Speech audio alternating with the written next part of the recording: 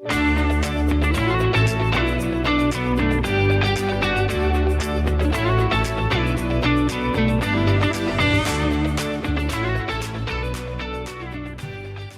to the RV Shenanigans Podcast. I'm Ryan. I'm Lauren, and together we're Millers in Motion. We are a husband and wife from Texas, enjoying a new season of life since we sold our ranch in our Alliance Valor. And we are coming to you this week from Fort Worth, Texas. We're back for the holidays. This is our home state. We both grew up in this area, for the most part, this area, North Texas. Close enough. Pretty much. Also, we are in our dinette because it's raining outside. Typically, we like to bring you a nice, pretty view, but this is as good as you're going to get this week, which is a side of someone else's RV and a tree. The electronics, they don't like rain. Yeah, neither does Ryan. So we have a fun show for you today. With the temperatures changing, we wanted to talk a little bit about cold weather camping. We've been in a fifth wheel, not this fifth wheel, through the winter season, and we kind of have it down to a science. Now we're relearning all of that stuff in our new RV because every RV heats and cools a little differently. That's right. And if you know me, you know that this topic is very near and dear to my heart because there are two seasons, summer and I'm cold. Which, in all fairness, I'm cold is like 90-95% of that time. It could be 105 degrees outside. She'd be cold somehow. It's about 85, but yeah, close enough. Okay, real close to that. So, all right, in fact, let's just dive right into our topic.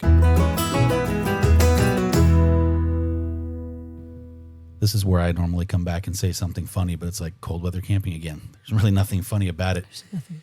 The one joke that you're going to hear if you go full time and talk cold weather camping is like, why? You know that your home rolls. I cannot tell you how tired of that joke I am. So if you see us, don't say that joke. Pick a new one. I'm all for jokes, obviously. But a lot of people will say, well, if your home rolls, chase 70 degrees. Why are you in North Texas when it can be very pretty or awful in the winter? Or why would you not go to South Florida or Southern California, Arizona, or somewhere that has warmer temperatures? Well, it's not always an option for everybody. That's right. In fact, the park we're currently in is more of a full-timer park. And so these RVs don't move very much. And, you know, it can be, as experienced a few years ago in North Texas, you can drop down to single digits for upwards of a week sometimes. That's not the norm. Typically, you hover in that, 40s or 50s through the winter, which is much more manageable, by the way, in an RV. But if you do have that scenario where you have to cold weather camp, or maybe you just like to, we enjoy skiing. That's one of the things that we've done previously before owning an RV, and we want to go do that again, but in our RV. Crazy? Crazy, yes. We are a little crazy. That's all right, though. So kind of diving into it, what exactly classifies it as cold weather camping? Below 85. Okay, that classifies it for Lauren. But for me, it's honestly whenever you have to really start contemplating turning on your furnace and you need heating elements or those types of things, you can't keep the temperature of the RV without a heating element above a certain temperature. And that temperature is different for every person. For me, it's like mid to low 60s. For Lauren, it's like mid to low 80s. Oh, and that'll be different from RV to RV as well. Correct. So what is exactly cold weather camping? That's it for me. Essentially, it's just when you really have to start thinking about things. Now, every RV is different, like Lauren just said. So we're going to make some comparisons to our old RV and our new RV in this episode. So we are going to have a more encompassing kind of breakdown of the differences we found. But for reference, our first RV was a 2022, because we go through RVs quick, a 2022 Grand Design Solitude 390 RK, so a traditional fifth wheel, and it had the two axles. Our new RV is a 2024 Alliance Valor 44 V14. Sorry, Alliance, I messed that up. This is a triple axle toy hauler, so it's a little bit different. So it is a fifth wheel, but it has that toy hauler space for the rear 14 feet of the living space, which technically is not living space, but we treat it as that. So what are some of the biggest differences to you between our fifth wheel to deal with cold weather, between our fifth wheel and our toy hauler now? So to me, the toy hauler space is not as well insulated, which we knew getting into it, but there's also a door we can close. And so it kind of where the furnace is and where the fireplace, all those things, we can actually keep more of that heat in the space where we spend more of the time. And the reason why the toy hauler space isn't as well insulated is because it's a different flooring mechanism back there. So a lot of times when you go into any toy hauler, not just ours, you typically have a little small, 1 to 3 inch, depending on how built the floors are in the main living space, drop. So you have to step down just a little bit. Well, the reason being is that they use a different type of floor in the toy hauler space because it has to be able to support more weight. Because if you put say a toy back there, for instance. And so whereas the flooring in the main living space isn't designed for that. So they build a little bit more up and they put more insulation in it and those types of things. So another thing to remember, in our fifth wheel, both the front and the rear were elevated. Right. And in this one, the rear is not elevated. Yeah. So the front's going to be very similar to what we have here. You're going to have a little bit of pass through underneath your stairs inside. And then it's just the front cap, obviously, when you get up to the actual bedroom. Our old fifth wheel, exactly the same thing. Now, our pass through was much larger. So we had more space that was up above. But having I'm going to call it the dampener, all that storage underneath our kitchen did create a little bit more of an air gap, which helped us keep that back a little bit warmer, in my opinion. It did. Well, also heat rises. So while the fireplace, which puts off the heater, like a space heater, I guess. Fireplace. If you're not watching this, I'm using air quotes. I jokingly call it a faux place because it's an electric heater, but it kind of looks like a fireplace. Hey, they do a good job. But either way, so those were kind of in the middle at the bottom, and then the heat would rise to those other surfaces. Right. But that's a good point, is that both of the rigs had 3 air conditioner units, one of which had the heating element on it, and they both had the fireplace. None of our ACs have ever had a heating element on it. Well, you know what I mean. No, I don't. We could use the thermostat and select heat on one of them. So she's talking about the furnace. This is Lauren speak. And now you know why you see when you come rolling on us, we're having a conversation. If I look befuddled, it's because I'm trying to decipher. We speak different languages. I speak RV and she speaks medical. So sometimes in the middle, we don't know where that is. So yeah, what she's talking about is if you have 2 different heating elements that's tied into, well, you know what, let's just talk about heating elements. That's one of the topics. We'll just get into it. Let's do it. Let's hash this out. So the different types of heating elements. So I'm going to talk about external first. So that's going to be like your faux place. So your little electric fireplace, which is essentially just a small space heater. I say small. That actually puts off quite a bit of heat. Yes, it does. Ours does. Our previous one did. We haven't seen one that hasn't yet. It's not enough to cool the whole RV if you're sub-freezing, but it's enough. Warm the whole RV. We don't want to cool it in sub-freezing. Or that. But, I mean, there's people out there. You never know. Told you, we speak different languages. But it is enough to kind of take the chill out of the air. And then you're going to have what a lot of people use. You'll have those kind of residential style ceramic space heaters, that kind of thing. I have seen some people use a propane powered heater inside. I'm not going to lie. That gives me the heebie-jeebies. That just makes me plumb scared. That's a place I'm not willing to go. Yeah, that one probably has the greatest fire risk out of any of them because there's no tip control. It is an actual heated element that's only protected by typically a grate. Now, again, I'm speaking to the generic version of this. There may be some out there that have those elements, so please don't come at me. It's not for us. Let's just leave it at that. Yeah, and there's a general rule of thumb. It's the most dangerous. Now, obviously, you're going to have things like what we use in the barn and that kind of stuff, which is like those jet heaters. Those are actually the most dangerous. Please don't go get one of those things, like anything meant for outdoor only, and you bring it inside your RV. That's just, no, please don't do that. Can we hope that goes without saying? You'd think. So now we move into kind of some of the things that can be internally installed that stay on your rig 24/7. I know the faux place is technically there, but because it's got that heating element, it's a lot like having an external heater. You're going to have 1, maybe 2 other whole house unit type things, and that are going to be tied into your actual thermostat. One of them is going to be your furnace. Almost every RV comes with this. I have yet to see one that doesn't. That is a propane powered, typically a propane powered furnace. It runs, and then when you put your thermostat to heat, that's typically what it means.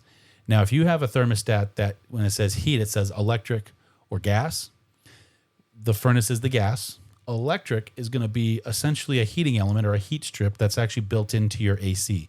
So what happens is your air conditioner has a fan on it and a compressor. So if the compressor kicks on, it's not just pulling air and rotating, it's actually cooling it. If the compressor's off and you just turn the fan on, all it's doing is forcing air from inside the RV back to the circulation system and then back down.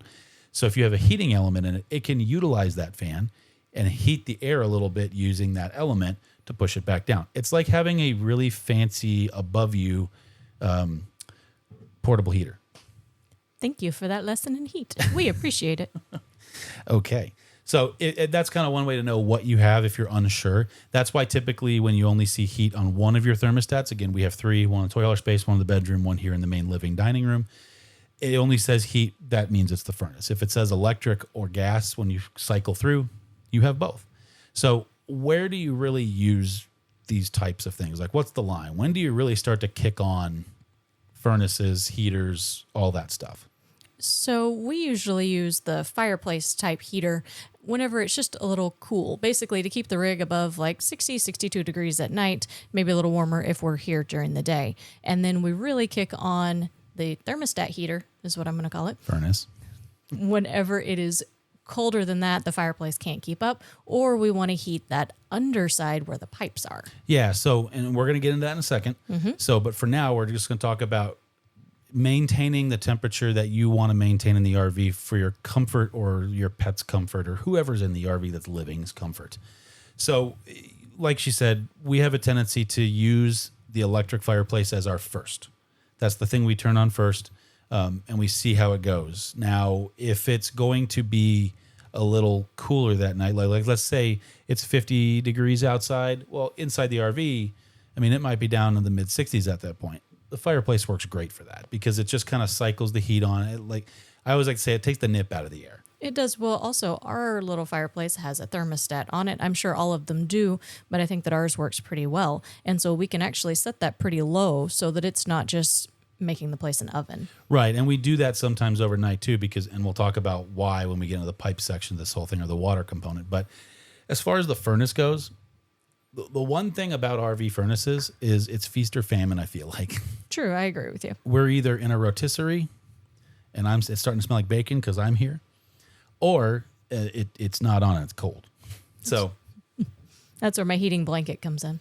For her, yes. And so, but that's important to know. You do have to think outside the box when you're thinking about your own comfort. And sometimes, wearing pajama pants or long sleeve stuff to bed, or what are the sheets that are fuzzier? Flannel, like flannel sheets, thicker blankets, that kind of thing, come in super handy. Now, if you do get in that scenario where you're going to drop below freezing, that starts to kind of change some things, because now you have the scenario that, well, if we drop below freezing, what's my basement going to be at? Where are my exposed pipes? That kind of thing. And so when you start talking about actual safety systems on board, like you don't want your pipes to freeze, obviously. Obviously. Most of the time it's PEX or the knockoff version of PEX, depending on your rig. Well, that's flexible tubing. Some of it can withstand, but let's be honest, it's plastic. It's actually going to freeze pretty quick. Plastic, yeah. It's not a house, obviously. So you do have to remember and this is very situational based on your RV. I know our Solitude and our Valor both are ducted heat to the basement. So what that means is when we turn the furnace on, the furnace will actually force some heat down to the basement. Well, that goes where our water block manifold is on our rig, or our Nautilus panel on our previous rig. Again, wherever your water, sewer, all that stuff kind of comes to one place. Your water pump typically is not far from there. Those areas you really want to make sure you keep above freezing. I would argue you want to keep them closer to like 38 to 40 degrees at the minimum. Don't even flirt with the line is what I'm trying to say. So in doing that, one of the biggest tips we have is, one, we use what's called a Govee temperature and humidity sensor. We have those placed very strategically throughout the rig. In our Valor, we had it right with our water manifold system, or our Nautilus. And then we also had one in our rear storage because we did have some pipes down there as well. And then we put one with our lithium batteries. We don't have our batteries yet, so we don't have that sensor back up. And then we always have one just on the exterior of the coach to kind of tell us what's going on if nobody touched anything, just outside temperature, and then one inside just to kind of know where our living room space is at, essentially. Oh, it's also important for the dogs too, not just us, if we're away from the rig. And just before I move on, that temperature sensor and all that kind of tells you what's going on. You can actually find those on our Amazon homepage. If you just go to the website, rvshenanigans.com or millersinmotion.com, click shop. There's the Amazon link right there, and you can see all the stuff we're talking about if you so need to find those things. And legitimately, that's something that we rely heavily on, and we have for a long time. So it's tried and true in our opinion. Yeah, we like it, and it's not so ridiculously expensive. Now, it only connects if you have a decent internet system, but I think that those two things, especially if you're full-timing, are fairly important. And so when we get into that kind of thing, like you want to really make sure that you set your low temperature warnings. And that's something that I always did. So if you're passed out asleep, because it always seems to be coldest at like 3 to 5 a.m., which is when typically it is. And it's happened a few times where the sensor's gone off and it wakes me up. And I just, like, I have it set to 40 degrees. So I know, so I have a chance to correct it before we get too low. And so when that happens, I just make sure and come turn the furnace on. It may actually make it warmer than I want to be inside the rig, but at some point you have to just kind of be okay with that because it's about preserving your pipes. I have seen some people put like little portable space heaters, ceramic heaters in the underbelly. How do you feel about that? Danger. I feel like there's a lot of danger with that. Now, I'm also very conservative and somewhat scared of catching our house on fire. So, yeah, I go back and forth. I think it just depends on the scenario. Because we had where our lithium batteries were in our last coach, it was the very front. Well, that's an uninsulated portion of it, of the rig. And so to keep our lithium batteries above temperature, if you don't know, lithium doesn't like cold weather. It doesn't necessarily hurt the batteries, but it doesn't like to charge or discharge anymore, so they can shut down. What I did was I found a small space heater that I could actually plug into an outlet we had in there, and it actually kept it elevated. Now the downside is the heat all stayed up. But it would keep us just above freezing if it stayed on, and it had a temperature sensor. So if it ever got above a certain temperature, it would shut itself off. That's what I liked about that one. So It wasn't just on. And again, that is listed on our Amazon page because we set that all up before we got out of the Solitude into the Valor. So it's handy. It's nice and small. I would probably say if you have a toy hauler, you're probably going to want a secondary heater out there. I do agree with you. We haven't bought one yet, but we're just now starting to experience cold temperatures, like not just, hey, it's a little cool, it's fine, but where you get up and it's like you're good up in the bedroom, and as you get closer to the back of the rig, it's like, oh, we're cooling off. Then you go out there and you're like, okay, it's actually cold and kind of miserable out here. But a lot of those not only come with thermostats, but they also come with safety things. So like if they tip over, they turn off, and different things like that. Right. So when you get back into some of your pipes and your PEX and all that stuff, you really have to kind of just make sure that when you're operating all your heating elements, that your furnace has to be able to come on to keep your underbelly above freezing. Now, here's the dilemma with that. Your temperature sensor that turns your furnace off and on is inside your coach.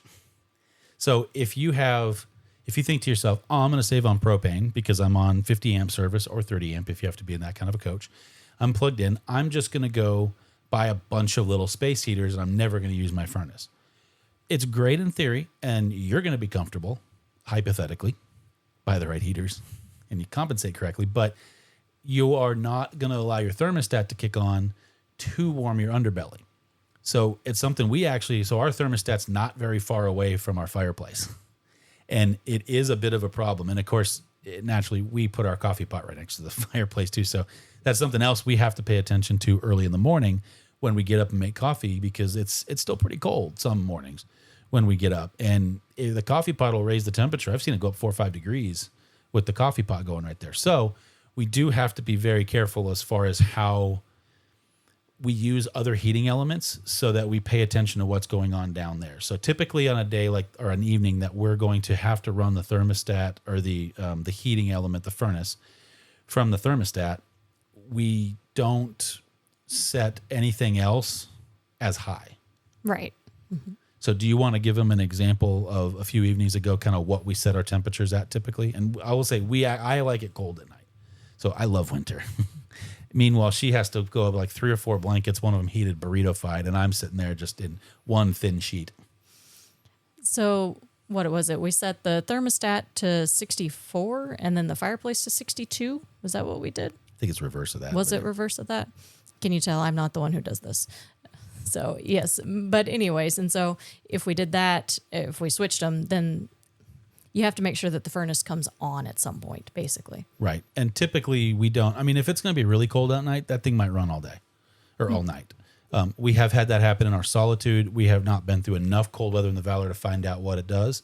I will tell you one of the downsides to wintering in a fifth wheel too, there's not a ton of them. Size, obviously going to be one of them. But because your bedroom is elevated above the cap, or well, above the bed of the truck in that area, heat rises.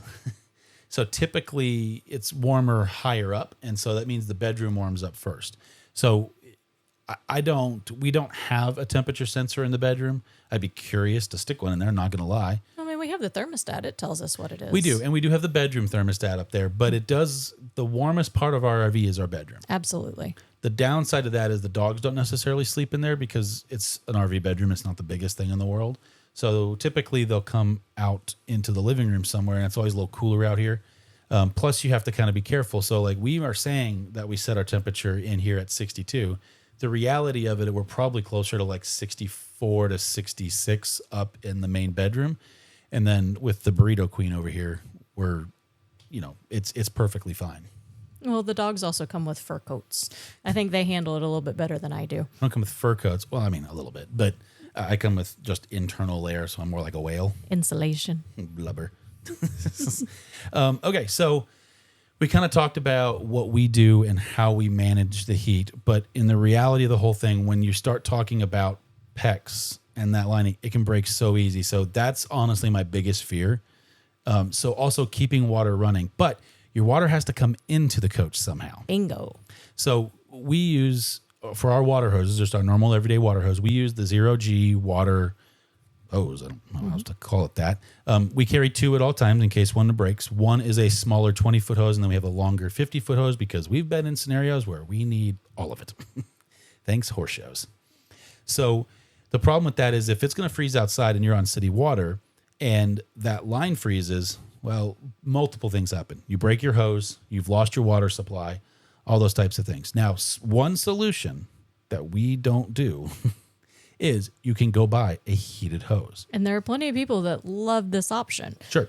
But that hasn't been useful enough for us. So what the heated hose is, it is exactly what it sounds like. It's a hose. It's a water hose. Camco makes one. There's a handful of brands that make them out there. But then it's got this like insulation layer on the outside of it, and then it's got a heating coil wrapped around it. That heating coil then goes all the way back to, like, let's say where your spigot is. There is a section of the coil that sticks out, and what you do is when you connect it, you wrap that around the spigot, and then you have to plug that in somewhere. Typically, your spigot's going to be near your pedestal, and so when you do have that scenario, typically you're going to have, if you have a 50 amp service or a 30 amp service, you're always going to have a 110 on there somewhere. So you would just utilize that, make sure the breaker's on, and then run that into your coach. That would keep your water hose from freezing. Doesn't keep the spigot from freezing. It helps. It does actually help. It helps, but it's not 100%. No, and it depends on your spigot. Like at the park we're in right now, the spigot's underground in like a valve kit. Right. But I've seen plenty where the water line comes out of the ground by like a foot or three. Yeah. And then comes up and over. It's not going to help with that. Exactly. Now, and parks, if it gets cold enough, they may shut water off. We had that happen at a park last winter where they decided because it was going to stay so cold for so long that they were shutting water off. Now, they warned everybody, but the amount of people that didn't understand they had a fresh water tank was terrifying. That's true. Because there are people that don't use that fresh water tank ever. So, yes, that's what we do. So that's exactly what we do. It doesn't matter. So those hoses are expensive. Last I checked, they're about $230 for a 15-footer. Oof. And so obviously longer, more expensive. I didn't look past that because when I saw the 15-foot price, I went, dry heaved a little, cried, and then said, what's the second solution? So that second solution is if your camper is equipped with this, and any camper that's 4-season typically has what's called tank heaters. You're going to have one on your black and gray tanks, and you're going to have one on your freshwater tank. This isn't going to warm your water by any means. It's just going to keep your water above freezing. So it's not going to allow your tanks to freeze. Plus, your tanks are above the insulation line, again, if your coach is rated. Now, I'm speaking on behalf of a Solitude and a Valor. If you have some other product that I don't know that much about, there is a chance you don't have this. So just understand your RV and say that we're speaking to if it is insulated and has a tank heater. These are all options, in other words. Pretty much. So what we do is if we know that the water is going to be down or we're going to be sub-freezing for, let's say, 48 hours. Well, the good news about us having the lithium batteries previously is that we would boondock and we knew how long we can make or how many gallons we would need for 48 hours in boondocking mode or in full life mode. And so we just make a decision, how many gallons do we need? Just like if we were going to go boondocking, and we literally, before it drops below freezing, we fill the tank. Now, if it's going to be at like 32 degrees for a few hours, I'm still going to fill the tank and I'll probably cut it off, but I'm just going to drain the line. And then I'm probably not going to take the hose in and all that stuff. If we're going to be, 15 degrees for a few days, I'm actually going to coil the hose up, put everything away, and bring it inside. And I say inside, in its storage place in the pass-through, so that cannot freeze. Because if it freezes, that means my pipes are also freezing, which is two problems. So have you noticed when we do that, is there any significant changes besides you have to be a little more aware? Not at all. Nope. And that's the goal, right? Right. And the best part is it's free. You already have if you have tank heaters and above the insulation line, it's free. And then it takes that whole question mark away. Right. Completely. So there is one other thing we should probably talk about that's outside. Oh boy. That can freeze that I've put off because it is probably the grossest thing to talk about. You're talking about the poop tube? Poopsicles. You like poopsicles, didn't you? So yes, your sewer hose is also outside. Now, I know a lot of full-timers in this park, they just leave, not their black tank. I think most people know not to leave your black tank open. And if you don't, there's your hint. Yeah, but some people will leave their gray tank open. We do sometimes, especially when we're doing laundry, but we'll put a P-trap in our sewer line so that it keeps smells out. So I don't love doing it, and I don't do it with our kitchen because food particles do go down the galley tank. I don't ever want to do that because just like in the black tank, things can get stuck to the side. It's just less gross when it's like, a leftover green bean versus, Leftover oopsies. green beans? Yeah, processed leftover green beans. It didn't take long for us to get to potty talk. So we always leave our gray tanks closed except for our rear, this is going to sound bad, our rear black tank. But explain yourself. In a toy hauler, in our toy hauler specifically, are the things that go into the rear black tank are the sewer, the sink, so the toilet in the back, the sink, and the washer dryer. Now, that being said, we've never used that toilet as an actual toilet. So while it says black tank, there's nothing black in it. At the moment, it's gray. And so if we had someone stay with us and they were going to use it, I would treat it as such. I would put water in it. I would treat the tank. I would do all those things. Until that day comes, I'm not going to worry about it. It's our washer tank. And even then, I'll still flush it out, and then I will kind of slowly convert it back into a gray tank through cleaning processes and those types of things. So, yeah, you want to make sure and close them all. So if you're obviously going to have a long period of time that you're sub-freezing temperatures, make sure and do a good, nice, thorough dump. As the Hanks like to say, let her rip aggressively. So, but seriously, and then reset everything and then close all your valves. If it's going to be very cold, I would actually tell you, again, kind of the same thing. If you're going to pull the hose in, maybe consider pulling in the sewer hoses too. And I only say that because typically they're just plastic. Maybe we pull them to a different bin. Don't pull them together. Well, I mean, bad idea. Like you're in transit, essentially. It's just get to travel day status. Just seeing if you're awake. And so, but because those are just plastic, when it gets super cold outside, those can get really, really brittle. I know I'm guilty of trying to hook stuff back up and I didn't pull it in and it got brittle, and I took one step too far and didn't realize I had stepped on it, and it crushed it completely. Now it was empty. None of the tanks were open. No harm, no foul, except for I had to buy a new sewer hose. But it's super important that you either prepared for that or B, take the correct procedures or precautions to prevent those types of things from happening. That was a lot. Would you like to throw in any nuggets for cold weather, except for the brand and where to find your heated blanket? No, that pretty much sums it up. My house shoes and my heated blanket, and you keep the rest of the coach nice and roasty toasty. Yeah, and I do think it's important too that, Lauren doesn't necessarily know the process for everything on the coach, but if I know that she knows enough about certain things, like how much to turn on and when to turn it on, so that everything's okay, and what to look for, so that if I couldn't be here for some reason, or if I had a work trip or something and it did get below freezing, I had confidence that she could do that. So it's always important for everybody in the RV to be on the same page. It's true. Now, my last little cold weather hack. Oh, boy. So we go all summer. We may change propane tanks once out every 3 to 5 months because it's pretty much just what we use on our stovetop. When you turn that furnace on, you're going to burn some propane. Burn through it. So you've probably heard a bunch of other YouTubers and podcasters say this. We live by it. We only have one tank open at a time, always. Now, there's some unpleasant evenings because of that, but I'd rather know that than not know that. Sure. So the reason why, and we leave one tank open, we make sure that we have 2 30-pound tanks on this coach. And then we have an auto changeover valve. And when that auto changeover valve kicks over, it can't find propane on the other side. So it starts shutting things off automatically, like the furnace and that kind of stuff. So typically, the reason why we do that is so that I always know where my propane levels are. So like right now, well, just the other day, actually, we finally, after picking the coach up, just burned through the last of our propane on our campsite or our off campsite. So for reference, we picked the coach up in August, and that was November. So 3 months. This is November. Well, when we ran out. Oh, you were yeah. talking about. Sorry. I thought I caught you like you got me earlier. Try again. So when you run out of that propane, and typically, because your stove flame starts to get a little smaller or you're cold, if you have your furnace on, is now I know I need to go turn the other one on, switch over. Now, keep in mind, when you do that, you may have to bleed the line a little bit, which is really simple. It's not complicated. Just come in, turn your stove on until it lights. Listen. Don't constantly let propane run into your coach without it burning. That's bad for everybody. You're going to set your O2 off.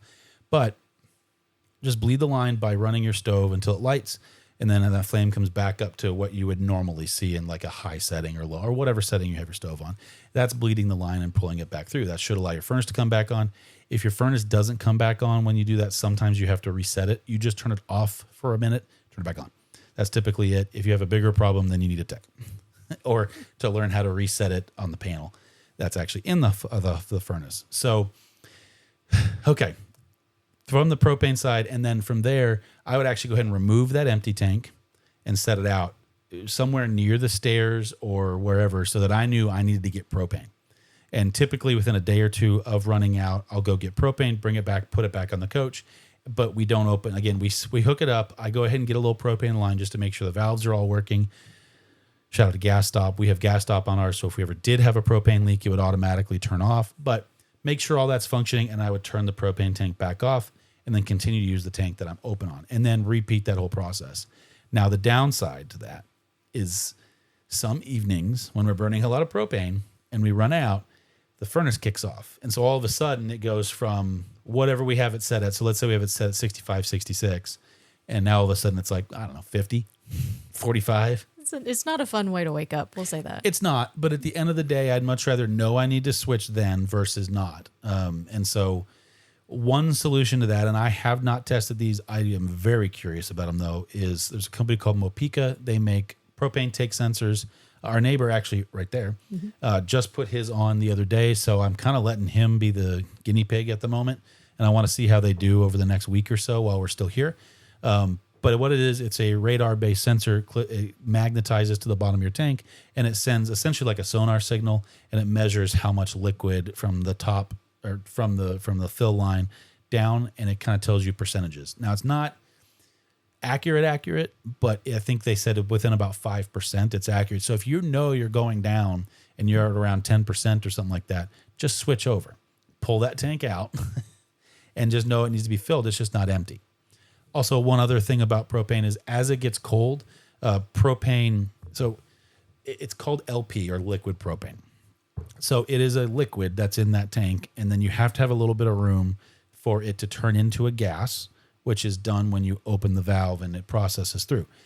If it is cold outside, that gas, the liquid actually shrinks a little bit. I'm so glad you're bringing this up. Why? Well, because not everybody knows that. Oh, okay. And it's actually really important. So that gas, that liquid can shrink. So does the gas, but the liquid mainly shrinks down. So you get less pull. Like you get less gas coming off of the liquid. Right. It's less pressure up there onto that. Correct. Now in the summer, like when everything's warm, that stuff expands pretty close. But the importance of this is when someone is measuring, if you see someone filling a propane tank and they don't have it on a scale and they're not actually measuring, it's super important to understand what that could cause. We had it happen to us where a propane tank got overfilled. There wasn't enough room for the gas.